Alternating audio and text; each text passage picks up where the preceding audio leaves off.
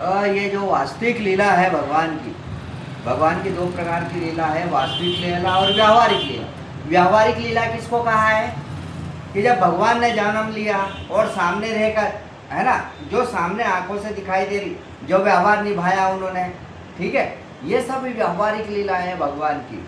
ये व्यावहारिक लीला जो है भगवान की, भगवान ने समेट ली थी।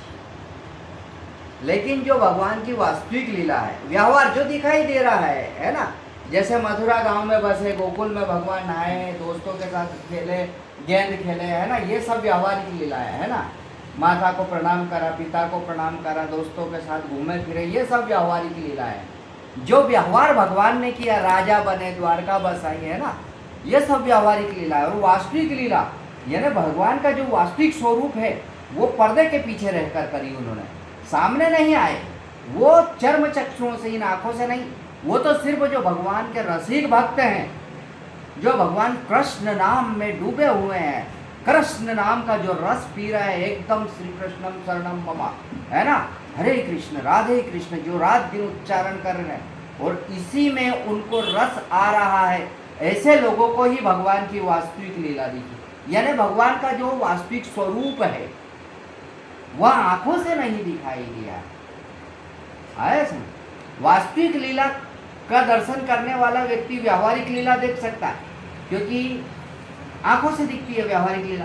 लेकिन व्यावहारिक लीला देखने वाला व्यक्ति वास्तविक लीला को नहीं देख सका।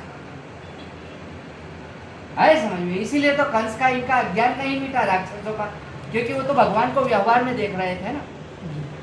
जब भगवान ने वृंदावन में अवतार लिया, ब्रज भूमि में अवतार लिया, ब्रज का अर्थ होता है व्याप्ति, है ना, ब्रज का अर्थ होता है व्यापक। और व्यापक कौन है? जो तीन गुणों से परे हो जाता है, परमात्मा। सत रज तम, है ना, ये तीनों गुणों से जो परे हो गया, उठ गया, जिसमें ये तीनों गुण नहीं है, वह व्यापक हो गया, वह पर ब्रह्म है, वह परमात्मा है। तो जो ब्रज है, ब्रज का अर्थ ही है कि व्यापक, अर्थात पर ब्रह्म। ब्रज भूमि ही पर ब्रह्म है, वहां जाने मात्र से आनंद आता है। तो भगवान ने जब ब्रज में अवतार लिया तो तीन श्रेणी के भक्तों को नियुक्त किया उन्होंने। उसमें पहले थे उनके नित्य अंतरंग पार्षद, मतलब जो बैकुंठ में, गोलोक में जो सदा उनके साथ रहने वाले पार्षद, उनको पहला कहा जाके तुम अवतार लो। दूसरी श्रेणी के वे भक्त लोग जो सिर्फ भगवान को ही चाहते थे, भगवान श्री कृष्ण के नाम के अलावा उनको कोई चाह नहीं थी, भगवान के दर्शन और भगवान के साक्षात्कार और भगवान की लीला के अलावा कोई चाह नहीं थी। ऐसे भक्तों को भगवान ने उसमें सम्मिलित किया, जो सिर्फ भगवान के भक्त थे, भगवान के अलावा कोई को नहीं चाहता। पहले नित्य, जो सदा साथ में रहते भगवान के, नित्य यानी सदा साथ में रहने वाले नित्य पार्षद कहलाते हैं वो भगवान के। और दूसरे जो भगवान का सिर्फ नाम जप और भगवान की लीला में ही आनंद मनाते हैं, सिर्फ भगवान के अलावा कुछ नहीं चाहिए हमें, सिवाय कृष्ण के कुछ भी चाहिए ही नहीं। आज तो भक्ति के नाम पर लोग अपार धनराशि इकट्ठी कर रहे हैं, भगवान उनको धन दे रहा है, उनको धन की आवश्यकता है। लेकिन भक्त सदा सदा सदा भक्त गरीब रहा है। मीराबाई गरीब, नरसिंह मेहता राजा थे, राजपाट खत्म हो गया उनका, भक्ति करने लगे, गरीब हो गए। ग्वाल बाल गोपियां सब गरीब थे, धन से गरीब थे वो। तुकाराम महाराज, संत ज्ञानेश्वर सब गरीब थे, रसखान गरीब थे, लेकिन अंदर से धनवान थे वो।